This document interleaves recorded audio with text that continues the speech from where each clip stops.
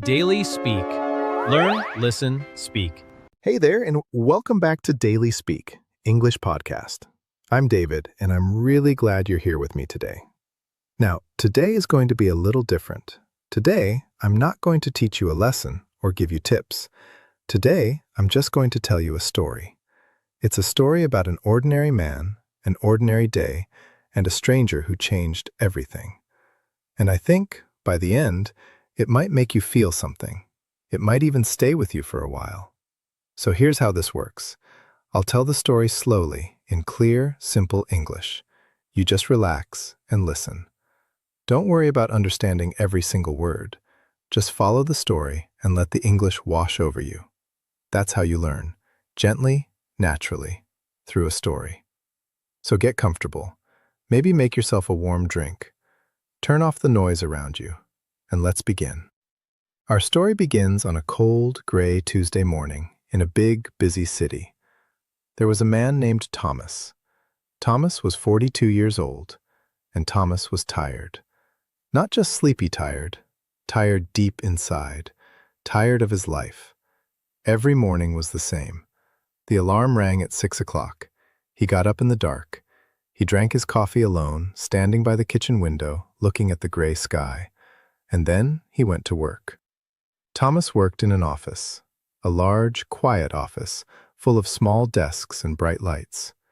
He sat at the same desk, doing the same work every single day. Numbers, reports, emails, and nobody really talked to him, and he didn't really talk to anybody. You see, a few years ago, Thomas used to be different. He used to laugh. He used to have dreams. He wanted to travel. He wanted to paint. He wanted to open a small art studio one day. But life had been hard, bills to pay, problems to solve. And slowly, year by year, those dreams got quieter and quieter, until Thomas couldn't hear them anymore. He forgot he ever had them. Now, his life was just a routine. Wake up, work, come home, sleep, and do it all again the next day. He felt like he was just going through the motions. Do you know that phrase? Going through the motions. It means doing things without feeling anything, just moving like a machine. Let me say that because it's a lovely phrase. Going through the motions. That was Thomas, alive but not really living. On this particular Tuesday, Thomas was walking to work, as always. His hands were deep in his coat pockets. His head was down. He didn't look at the sky or the trees or the people around him. He just walked, staring at the gray pavement, thinking about nothing. And then, something small happened. Something that would change his whole life. Though, of course, he didn't know that yet. As Thomas walked past a small park, he heard a voice. Excuse me, sir." Thomas almost didn't stop. In the city, people learned to ignore voices, to keep walking. But something in this voice was gentle, warm. So Thomas stopped and turned. Sitting on a wooden bench at the edge of the park was an old man. He was very old, maybe 80 or more. He had a kind, wrinkled face and bright, clear eyes that seemed to smile. Next to him was a small paper cup of tea and an old notebook. "Yes," said Thomas. His voice was flat, tired. "I'm sorry to bother you," the old man said, smiling. "But could you help me? My hands are not so strong anymore. I can't open this." And he held up a small bottle of water. Thomas looked at the bottle. It was such a small thing, such a simple thing. He almost felt annoyed. He was busy. He had to get to work. But he took the bottle, and with one easy twist, he opened it and handed it back. "Thank you," said the old man warmly. "Thank you so much. That's very kind of you." Thomas just nodded, and he turned to go. But then the old man said something strange, something that made Thomas stop. "You look tired, my friend," the old man said softly. "Not in your body, in your soul." Thomas turned back, surprised. Nobody had spoken to him like that in years. Nobody had really looked at him in years. "I'm fine," Thomas said quickly. "It's what we always say, isn't it? I'm fine, even when we're not." The old man just smiled and patted the bench beside him. "Sit for a moment," he said. "Just one moment. The world can wait one moment, can't it?" And Thomas, though he didn't know why, sat down. Now, let me pause the story for just a second, because I want you to think about something. How many times do we say, "I'm fine," when we're not fine at all? How many times do we walk with our heads down, not seeing the world? Thomas was about to learn something, and maybe we can learn it with him. Okay, back to the story. So Thomas sat down on the bench next to this strange, kind old man. For a moment, neither of them spoke. They just sat, watching the park. A few birds hopped on the grass. A leaf fell slowly from a tree. "My name is Samuel," said the old man finally. "And you are?" "Thomas." "Thomas," Samuel repeated, as if it were a fine name. "It's nice to meet you, Thomas. Tell me, where are you going in such a hurry on this gray morning?"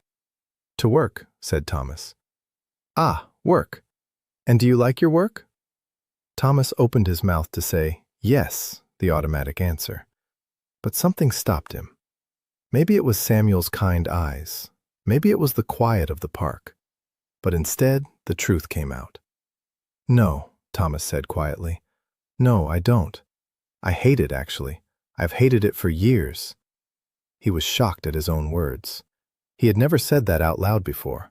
Not to anyone. Not even to himself.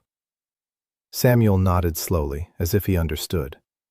"And what would you do," he asked, "if you could do anything at all? If money and fear and time were no problem, what would you do?"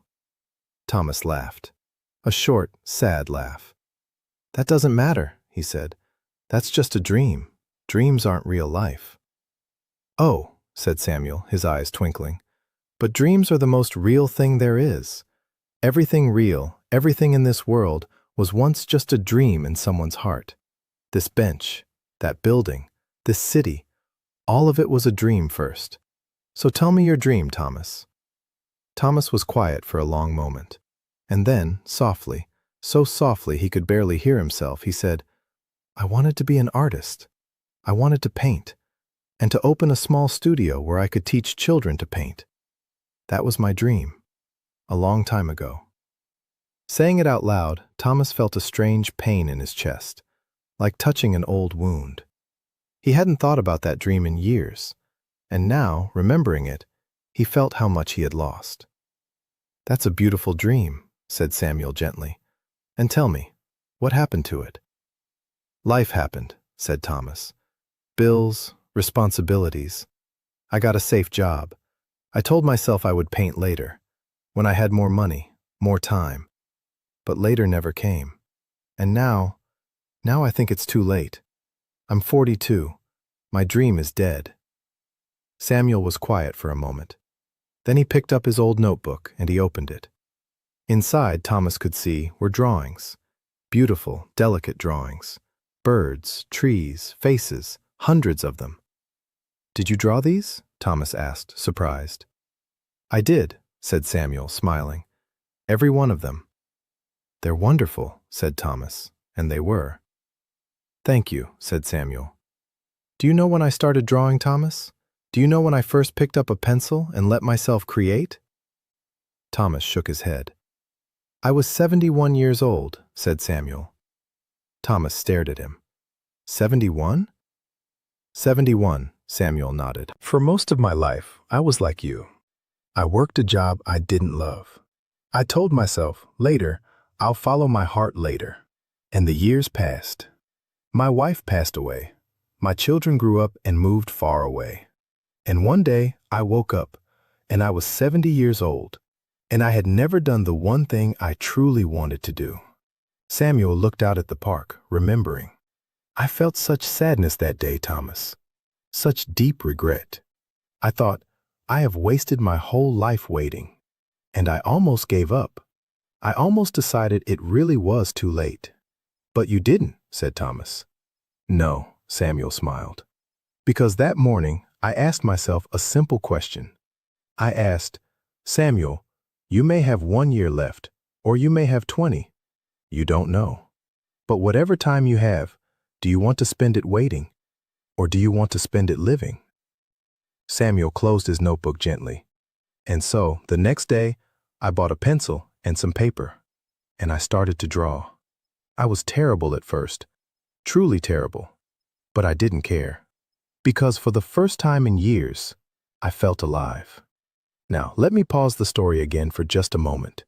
I want you to feel the weight of what Samuel just said.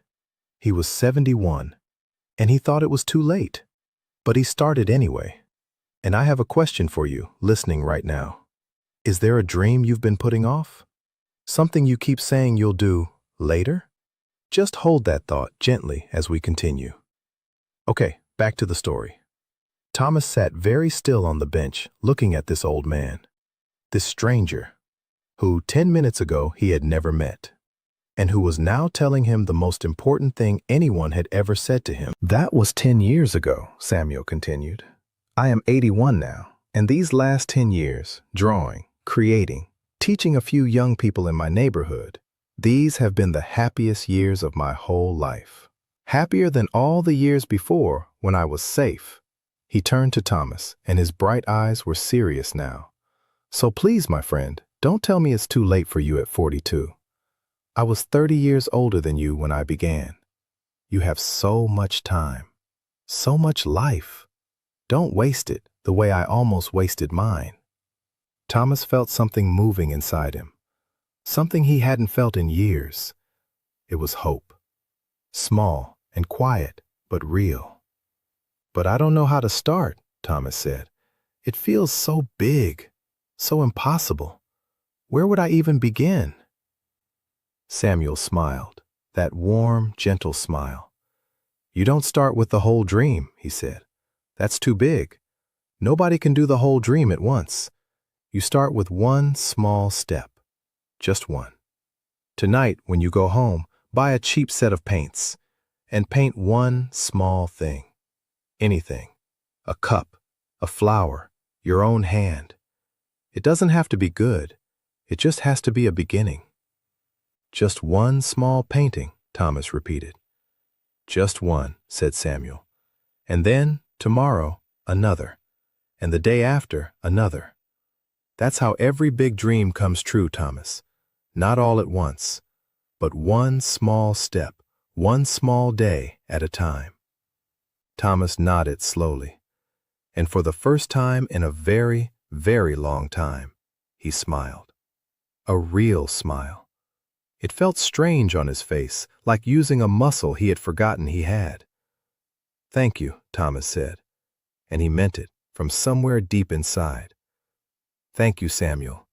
You have no idea what this means to me. Oh, I think I do, said Samuel gently. Now go. Go to your work, but remember what we talked about. And tonight, take that first small step. Thomas stood up. He felt different, lighter, as if a heavy coat he had been wearing for years had finally come off. He looked at the sky, and for the first time that morning, he noticed it wasn't just gray. There was a soft light behind the clouds, a hint of sun trying to break through. I will, said Thomas. I promise. I'll take that first step tonight. And he walked to work. But this time, his head was not down. This time, he looked at the world.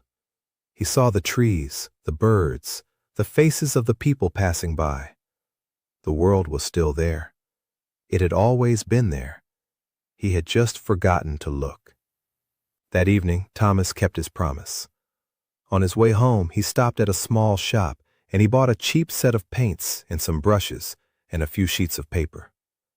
His hands were almost shaking with a strange excitement. At home, he sat at his kitchen table, the same table where he drank his lonely coffee every morning. He put a sheet of paper in front of him, and he painted a small, simple apple that was sitting in a bowl. It was not good. The shape was wrong. The colors were messy. But as Thomas painted, something happened. He forgot the time. He forgot his tiredness. He forgot all his worries. For 1 hour, there was only him and the paint and the paper. And he felt, for the first time in years, completely, wonderfully alive. That night, Thomas slept better than he had slept in a decade. The next morning, he woke up before his alarm. And you know what he did? Before work, he painted again, just for 20 minutes. Another small painting, a little better than the day before. And so it began. Every day, Thomas painted. In the morning, before work. In the evening, after work. Small paintings, one at a time. Some were bad, some were a little less bad. But every single one made him feel alive. Weeks passed, then months, and slowly, quietly, Thomas got better. His apples started to look like apples. His flowers started to bloom on the paper. And more than that, the tiredness in his soul, the deep tiredness that Samuel had seen, it began to fade.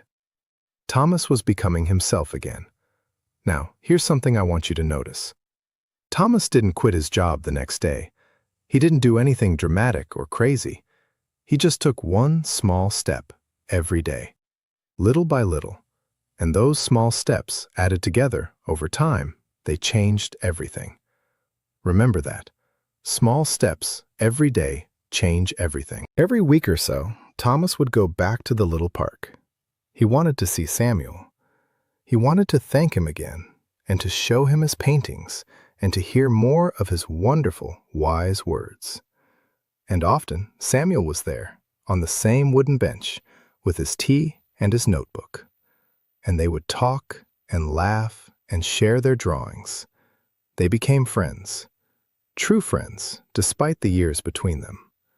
One day, about 6 months after they first met, Thomas came to the park with exciting news.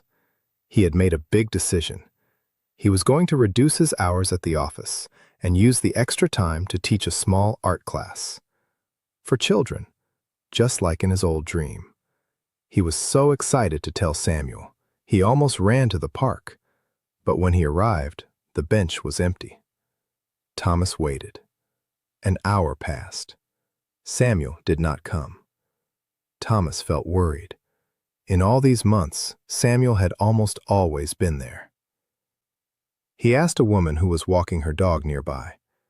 "Excuse me," he said. "Do you know the old man who sits on this bench? Samuel? An artist with a notebook." The woman's face grew soft and sad. "Oh," she said gently. "You knew Samuel? I'm so sorry. He passed away 2 weeks ago. He was very old. He went peacefully in his sleep." She paused. "He was a lovely man. He used to sit here every day talking to strangers. He always said he was collecting souls, helping lost people find their way again." Thomas stood very still. His heart felt heavy. His old friend was gone. This kind stranger who had changed his entire life was gone. He sat down slowly on the empty bench, their bench, and tears came to his eyes. But then the woman said, "Wait, are you Thomas, by any chance?"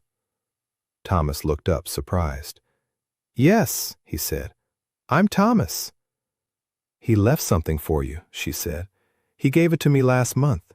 He said, 'If a man named Thomas ever comes looking for me, please give him this. I've been walking here every day hoping to find you.'" And she reached into her bag and she pulled out Samuel's old notebook, the notebook full of beautiful drawings, and she placed it gently in Thomas's hands. Thomas held the notebook.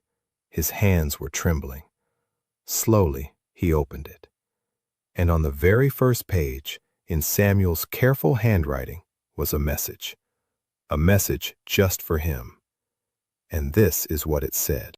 "Dear Thomas, if you are reading this, then I have gone. But please do not be sad. I lived a good life, especially these last 10 years. And a part of that joy was meeting you. You reminded me that it is never too late to help someone find their light. Now, I want you to have this notebook. Fill the empty pages with your own drawings. And remember our lesson. Do not wait as I once waited. Live your dream now, today. And one more thing, my friend. Somewhere out there, there is another tired soul walking with their head down who has forgotten their dream. When you are ready, sit beside them, open a bottle of water, and pass the gift along. That is how the light keeps going. With love, your friend, Samuel. Thomas closed the notebook, and he held it to his chest, and he wept. But they were not only sad tears, they were grateful tears, because he understood now the great gift he had been given. Not just the notebook, but a whole new life. Let me pause here for a moment, because this is the heart of the story. Samuel gave Thomas more than advice. He gave him permission to live. And then he asked Thomas to give that same gift to someone else. Keep that in your heart as we finish. Okay, the final part of our story. The years passed, and Thomas kept every promise. He left his office job completely, and he opened a small art studio in a bright little room with big windows that let in the sun. And there he taught children to paint, just like he had always dreamed. The studio was full of color and laughter and mess and joy. The children loved him. And Thomas, well, Thomas was happy, truly happy. Every morning he woke up excited to begin his day. The tired man walking with his head down on that gray Tuesday was gone forever. And on the wall of his studio, in a simple frame, hung the very first page of Samuel's notebook. That beautiful message, so that Thomas would never, ever forget. But the story does not end there, because Thomas remembered the last part of Samuel's message, pass the gift along. So sometimes, on his way to the studio, Thomas would walk through that same little park, and he would look for them, the tired ones, the ones walking with their heads down, the ones who had forgotten their dreams. And when he saw one, he would sit down on the old wooden bench, and he would smile and say, "Excuse me, I'm sorry to bother you, but could you help me with something?" And a conversation would begin, and another lost soul would slowly, gently remember their light. Because that is how it works. That is how kindness moves through the world. One person, one moment, one small act at a time. Samuel gave the gift to Thomas, and Thomas gave it to others. And those others, one day, will give it to someone else. And maybe, just maybe, one day, that gift will reach you. Or maybe it already has. Maybe this story, right now, is your bottle of water, your invitation to sit down and remember your dream. So let me ask you, gently, as our story ends, what is your dream? The one you've been putting off? The one you keep saying you'll follow later? Don't wait, my friend. Like Samuel said, later often never comes. You don't need to change everything today. You just need one small step, one small painting, one small beginning. Because it is never too late. You are never too old. And your dream is not dead. It is just waiting, quietly, for you to begin. Well, that is our story for today. The stranger who changed everything. I hope it touched your heart, the way it touches mine every time. And I hope you practiced your English too, just by listening and following along and feeling the story. That's the beautiful thing about stories. You learn the language and you learn about life at the very same time. Here's something to do. In the comments below, tell me, what is one small step you will take this week toward a dream you've been putting off? Write it in English. It can be simple. It can have mistakes. That's okay. Just write it. I read every single comment, and this one I will especially love to read. And if this story moved you, please give the video a like and share it with someone who might need to hear it today. Maybe someone in your life is a little tired, walking with their head down. Maybe this story can be their bottle of water. And of course, subscribe to Daily Speak, English podcast for more stories and more gentle English practice every week. Thank you so much for spending this time with me today. It truly means the world to me. I'm David. Keep dreaming, keep taking those small steps, and keep passing the light along. I'll see you in the next one. Take care of yourself. Bye for now.